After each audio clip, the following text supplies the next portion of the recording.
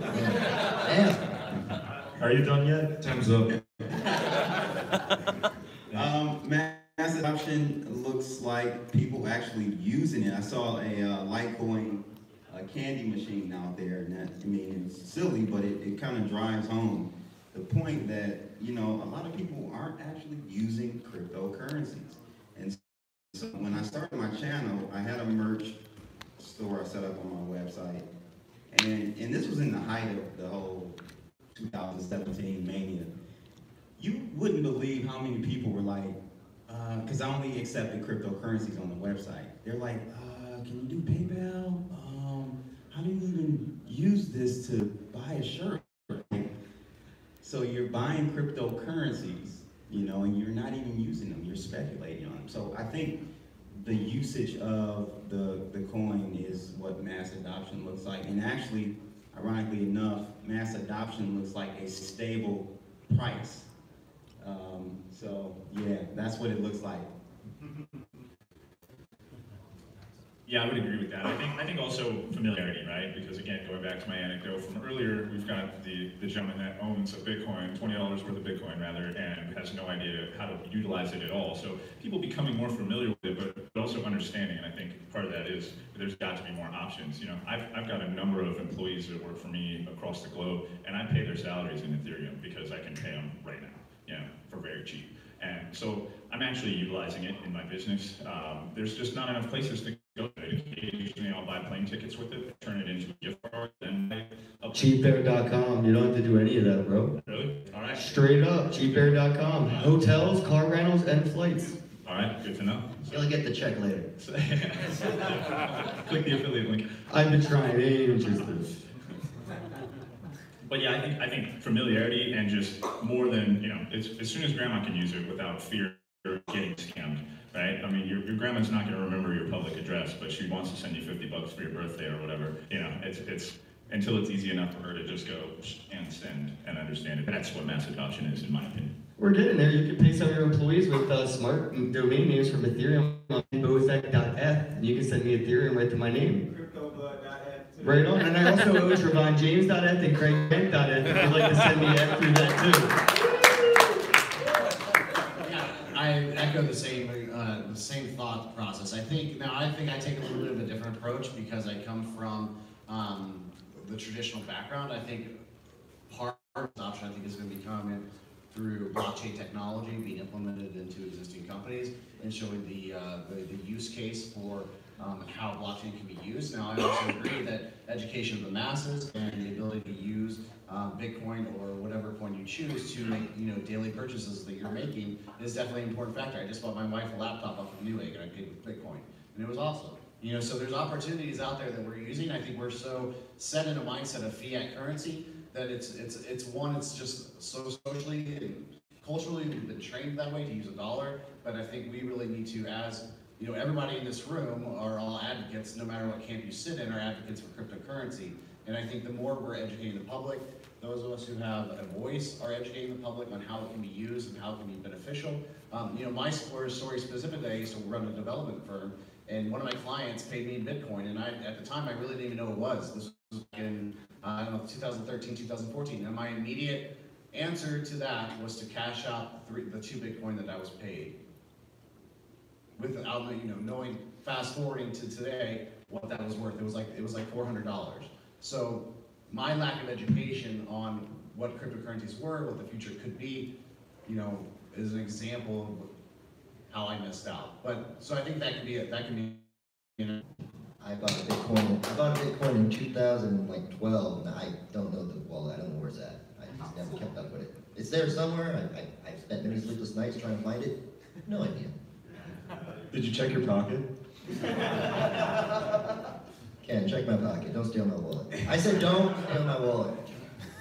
So I think for this, there's 2 sides, right? You got blockchain, and then you get cryptocurrency. So mass adoption, you're going to have something that people are using that it doesn't require them to know anything about either.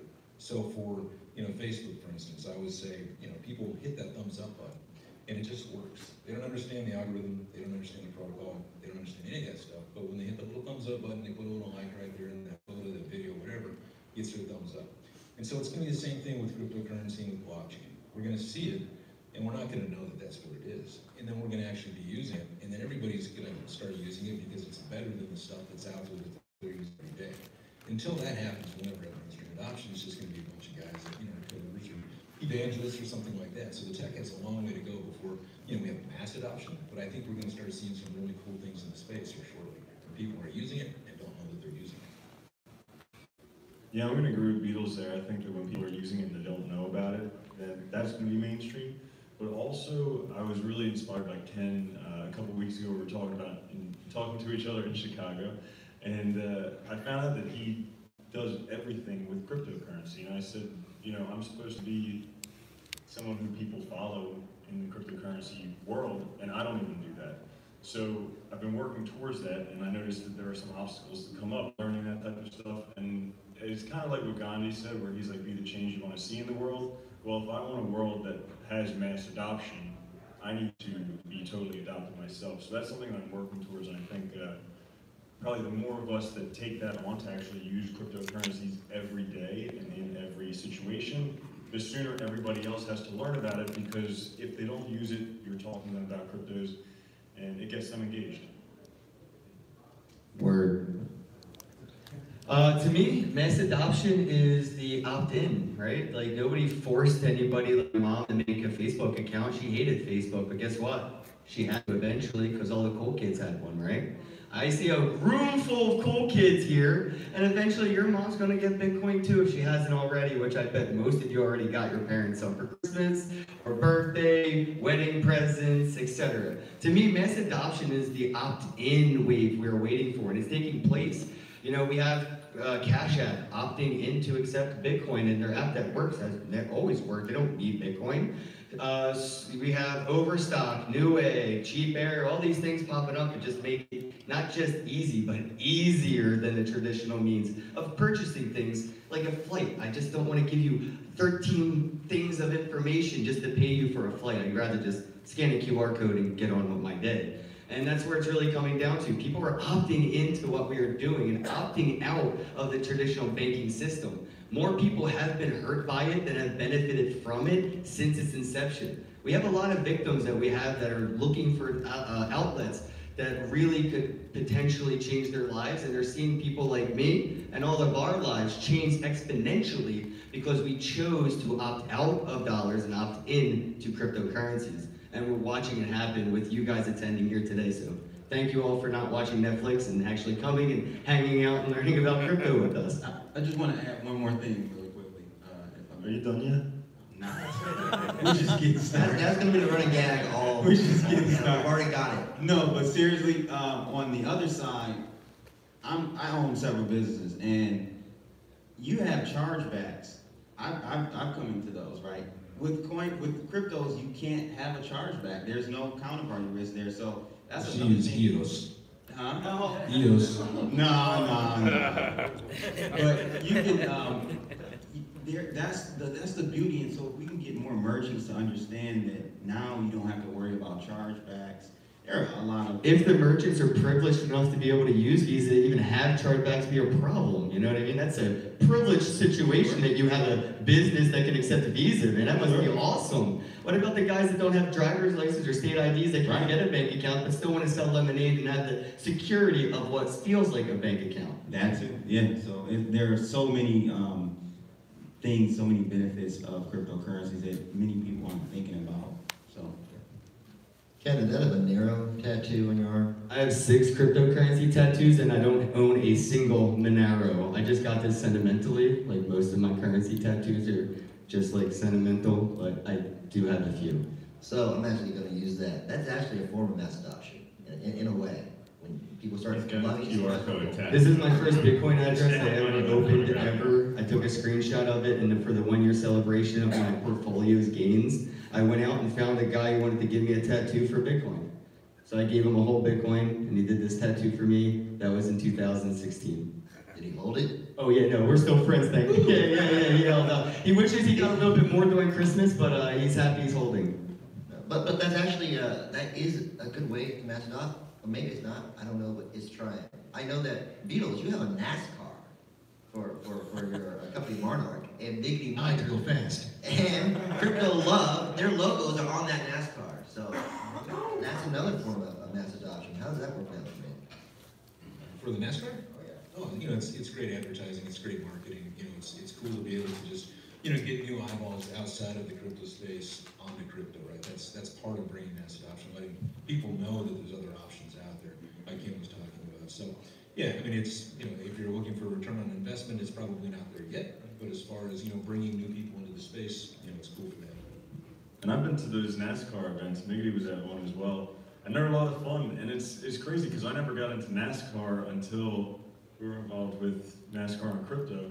And, you know, like, even if the cars didn't win, still when one had like a brake failure and it slammed into the wall at 200 miles and broke halfway around the track, it got a lot of airtime. So it was a lot of good publicity. So if you guys want to sponsor NASCAR, CryptoRusty.com. Anyway. There seems to be a lot going on between cars and crypto recently. I just talked to a guy at the Mediterranean cruise the other day who's doing, he's just sold the Gumball Rally, Guinness World Book of Records, most cars in a rally, and he's doing a Bitcoin rally. So yeah, it might be something for you in there. Yeah, and just on that, since we're on the NASCAR deal real quick, I mean, to give you guys an example of some of the advertisements we've had on there, it's Dragon Chain, ARC, TradingView, Monarch Token, RewardsToken.com. So there's a lot of companies that are seeing that avenue, so it's been pretty cool. So a big part of mass adoption is knowing how you reach your audience. You said something great, Ken, about giving your grandma Bitcoin. Like, it's up to all of us a little bit to spread the love. You know your friends, you know your family, you know the best way to get them involved. If this is something that you believe in, then give them that gift. On that case, going into a little bit, you all know your audiences for your YouTube channel. You know your audience better than anyone else. It's a very, very personal relationship. Why does your audience watch you? Start with Blood. Are you done yet? Not. Why? I don't know. I think it's just a unique take. You know, a unique flavor that I bring to the space. I have my agenda. I do it my way. I like to have my subscribers really get engaged. You know, they can send song requests in. You know, I try to respond to every comment. And you know, that's just me. I'm really down to earth, and I just keep it straight up 100 with you. And that's how it's going to be. So I'm always looking to educate individuals with no funny stuff and just give you the real. And so that's what I do. So my avenue was a little bit different, right? Because I actually just ended up getting put on to the channel that already existed. And that was a strange thing for me because I thought I was going there to do a lot of ops type stuff, and they were then, you know, so next thing I know, I'm on the channel, and I just found that I've built my own audience because they like me, right? They like what I say, or, you know, I'm prone to ranting. I like to get wound up and start ranting, and apparently that's entertaining. And so, you know, I get a lot of people that like that, and I think, like what he said, I'm just genuine. You know, if nothing else, I try to give as unbiased and honest opinions. I never hide if I'm doing sponsored content. I just try to be as straight up as possible and try to really explain why this stuff should be important to you. So. Yeah, I think, you know, it was interesting when I started my channel because, again, it was a hobby when I first started, and I think when working on YouTube is actually really lonely because when you watch us on YouTube, you feel like we're talking to you, or you feel like we're interacting with you. We're just staring at a computer and a camera. And it can be a really lonely space when you're actually on YouTube. It's funny when people come up to you and they think they kind of know you, and you don't have a clue who the person is, right? But and a shout out to my subscribers because I'm streaming live right now. So shout out to everybody who's on. Pound that like button. But I think being completely genuine, honest, and real. I think any of us that come into this space and say that we know everything or that we're, you know, super educated, that we have to have something to share and something that we feel like we can give it some insight into. But I think just being really open and transparent. I always try to picture, so I'm staring at a computer, try to picture my friend who's sitting in front of me and he's asking me a question. I'm trying to explain that question to him and help him get to the next level. I always encourage anybody who, if you have this much knowledge and somebody else has this much knowledge, you have something you can share. So that's really what I try to do on my channel, is share what I know and be very open and honest when I don't know the answers to the questions that are being asked. Right on. Yeah, so I guess the start of my channel came from, I don't know if it was laziness or just necessity of my friends, but they kept asking me the same questions over and over again. And they're like, hey, you know what, why don't you just start a YouTube channel? And I'm like, well, I don't know, that seems kind of dirty, you know, I don't know. I build a business, Dirty. I really don't want to be, you know, sitting in front of a webcam, whatever. But I tried it, right? And so, you know, and basically I came out right at the time where the market was at the peak, and I was explaining to people, you know, how dangerous it is, how they can lose everything, how, you know, what they need to set a number, and if they hit it, run, get out of the space at this point, because it's very, very dangerous. Plus showing them, you know, the basics of how to use cryptocurrency, how to use exchanges. So, you know, just kind of all the fundamentals that people were trying to figure out, but couldn't really go to one place, to one video, to kind of get all that. So I did that for my friends, and then it just kind of spiraled, right? They started wanting more, and then I started getting approached by different people in different parts of the world that, you know, they would share their story with me, and so I decided to start giving away, you know, free Ethereum on every one of our shows. So that $100 that I give away allows them to participate in crypto. So that way, if they need to pay for goods or services or something like that on the other side of the country or other side of the world, you know, they're able to do that. And so what we do is we just bring, you know, the CEOs and founders of these various companies, you know, onto, you know, our channel. We never ever accept any kind of, you know, money or crypto or anything like that whatsoever. It's just unbiased. And we just let our crowd, we just let the audience decide whether this is a project that they like, they love, they hate, don't care about, whatever. And so, you know, it's actually, you know, done pretty well because it's just unbiased content, and then at the end, they're able to actually win $100. So it's kind of a way of trying to give back and help educate and learn with everybody at the same time. $100 in Ethereum too. $100. So I think people watch my channel because We love you. that glorious beard. Love it It's too. because of the boom shop block, personally. It could be. I was thinking like beards or unicorns, but also boom shakalaka, lots of love, all that fun stuff. Yeah. So I think that's probably why people watch my channel.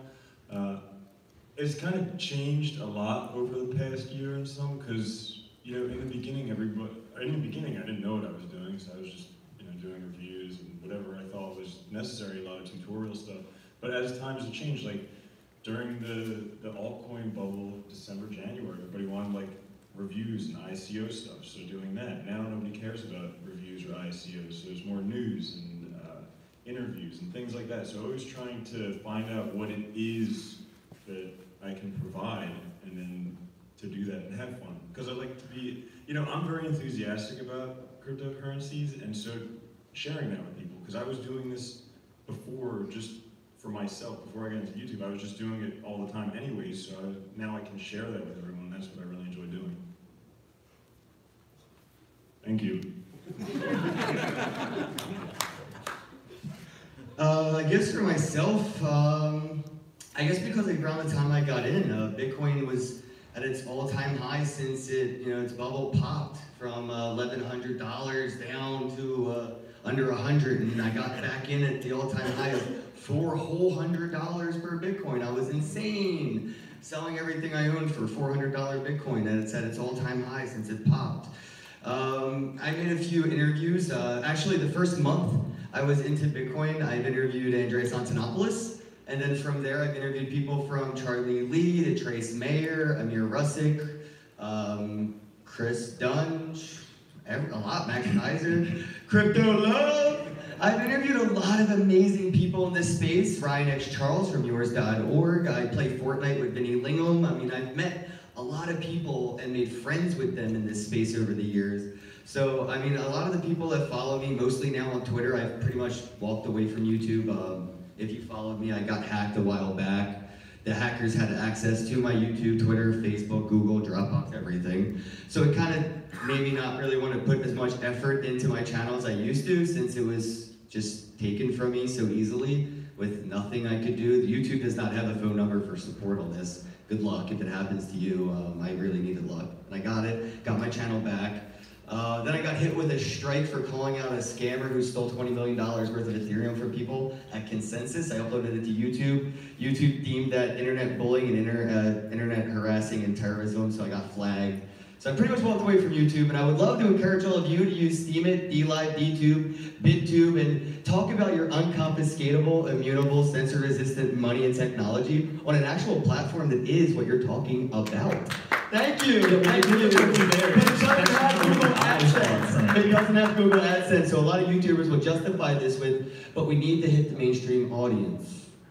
Jason, what was that? Yeah, that's it. I mean, I'm going to try to go and spread my 2 message minutes to where- upload everything where you've it ever is. put on YouTube onto BitTube. I can help you after this. 2 minutes. Sweet, let's talk. But ultimately, I'm not opposed to, I have a Steemit account, I'm not opposed to any of that stuff. Honestly, I think that's where we need to go eventually, but unfortunately right now, the user experience isn't there, and the people aren't there. So it's irrelevant. But if you bring the I'm people, going the to experience shout- will get better. If I'm shouting at in an empty room, you know, if I'm shouting at an empty room, what's the point? Nobody's there to hear me. I'm trying to go where the people are listening. You can That's put what you can put a 10-second, 20-second, 1-minute clip on YouTube and say, hey, come follow the rest of this awesome shit on Steemit. Fair. Thank you. If you build it, they will come. That's what I'm saying. If we bring this quality information to the platform, the people will come. They're not going to build a better platform and hope that you come. You go to it. Help the developers have a reason to build it better, make it better, and fix the bugs, dude. Go through the bugs with us. We are literally living in the beta of money. I am a premium expense payer of a currency that is not ready for anybody to use it. I'm paying a premium to be a bounty bug tester for Bitcoin, and so are all of us. And if you're not willing to go through all of the bugs, then you're probably just figuring out how can I make more fiat at the end of the day. So I'm going to use that actually. So it's not just YouTube. You guys, a lot of you are known for YouTube, but I mean, mass adoption just happens for what's ever available. There's Facebook, there's Twitter, there's Steemit, there's the other 212 things that Ken just said. What do you feel is the best avenue for mass adoption? What should we be concentrating on? How should these platforms help support being able to Well, it's not a binary thing, so you can cross publish on multiple platforms like Ken was saying. I use Viewly, I've used that, but again, it's difficult for me to use it because I have to send Ethereum, the gas, you gotta wait, MetaMask and all that. So it's still in the very infancy, but you can cross publish. I think we should definitely all do that and just encourage. But again, like my man said, people aren't on those platforms yet, so we got to get them to get over there.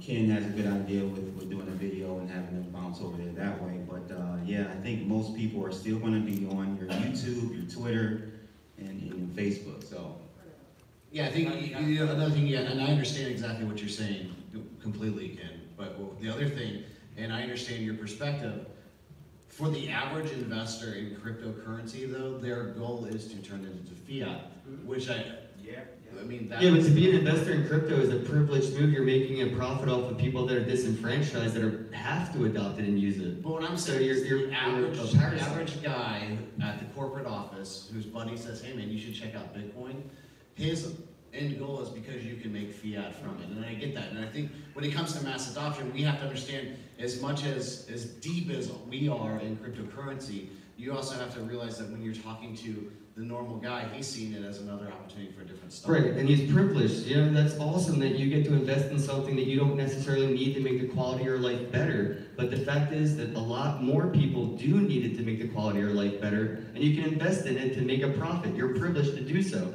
That doesn't make it right. we got a guy over. There's a lot of talk about banking the unbanked, and all I really see is a lot of people making other ways to turn cryptos into crypto so they can extract fiat, let's be honest. Yeah, there are a lot of people. You're right. They're probably all wearing suits with you and having dinner in fancy restaurants with you. You're in a very echo chambery environment, bro. Love got some comments.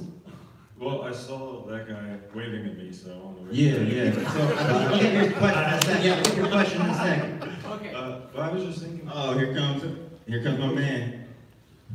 Okay, so I was just thinking while he's doing that stuff, I saw an interview with Charles Hoskinson from Cardano with Crypto Crow, where he was talking about their version for mass adoption is to going to underserved areas where they can't get banked, but also they don't have to deal with all these regulations of people dragging their feet. So they're going to Ethiopia, where coffee production is huge, and getting them on supply chain blockchains, getting them using it to where they can track everything. Everyone's using cryptocurrencies. There's no regulations they have to go through. And that way, all these big, bloated, bureaucratic countries that are dragging their feet eventually will have to adopt it because the whole rest of the world has moved on without them. Yeah, great point. I mean, with mass adoption, I think it's first going to come, probably through the financial systems, right? So obviously, crypto is way better than fiat. But then we need social media. Because social media, let's face it, that's where everybody's at, right? So Facebook, Twitter, Instagram, all that kind of stuff. But to make that happen, we have to create something that's better than Facebook. So like we use Steemit, to your point, we use D2. But, like if you try to upload a video to D2 currently, it'll crash like 9 out of 10 times trying to do it. It's frustrating. So YouTube used to do that a lot too, though. yeah, Wasn't perfect out of the gate. Yeah, we still have to work through this all. So, but for the mass adoption part, like we have to have better platforms than what's out there right now. So financial and then social, I think, is how we can do it. So I got a follow-up. What would be the advice to the industry to help further mass adoption? Like you said, we need these platforms to help us do it more. And honestly, if it doesn't happen, the industry may not evolve. So What do you mean by industry? You mean like the crypto industry? Crypto. Or are you talking about like making? How about both? Crypto industry and then everyone else. Well, I just wanted to follow up with crypto love. I think that may actually be what actually happens is that the adoption comes from the bottom up. So it comes from the poorer countries. That's why I like no shade at Litecoin, but like Dash, Digibyte, they're really on the ground doing it, man. They're in Venezuela, they're in Brazil, they're in Argentina, where these currencies are collapsing against the dollar. So it may happen, it may be that it starts from the bottom up, and first world will be the last ones. Jason, in your end? I look forward to the day where a Bitcoin is just worth a Bitcoin and we don't care how many dollars or other, I look forward to that day. But until then, we have to find a way to bridge. The whole world's not switching to cryptocurrency tomorrow, guys. So we have to build the bridges. We have to build the ramps, and we have to find the way that is like, what is the middle ground to start bringing the masses over to it? And maybe it is going to the small African nations and going that way. I hope so. What I fear about that is that people are going to go get them to adopt, then extract the value on the back end, and then there's, nobody uses the network or the coin, and they've just extracted the fiat value and further taken advantage of people that are already disadvantaged. Sounds like you're talking about banks already right now as they are. All right, let's get this man's question. You have a mic? I do, thanks. You're talking about mass adoption, and I didn't get into cryptos, either learning about them or having any of them, probably until February or March of this year. So, Thanks for still being here. no, yeah, I feel like it's a great time, so I feel good. And I have a longer term view. But, I really appreciate the comments. Ken, I love your comments, and frankly, dude, I admire the shit out of you. Thank you. Because you walk your talk, dude, and it's not easy. But here's my question, because I don't think this is a really easy thing yet. As long as you're having the fluctuations in value of crypto, as long as crypto is still being manipulated by large institutions who don't want this market running away without them, it's going to be hard to get people to massively adopt. It's like, would I use my Litecoin now at $50 or $58, or do I want to hold on till it's worth $500? You know what I mean? Like those are kind of real world issues, right? Whether I get crypto or use crypto, you want me to stand up? Is that what you're okay? Sorry about that. How do we adopt, even this whole issue you're talking about like how do you transition from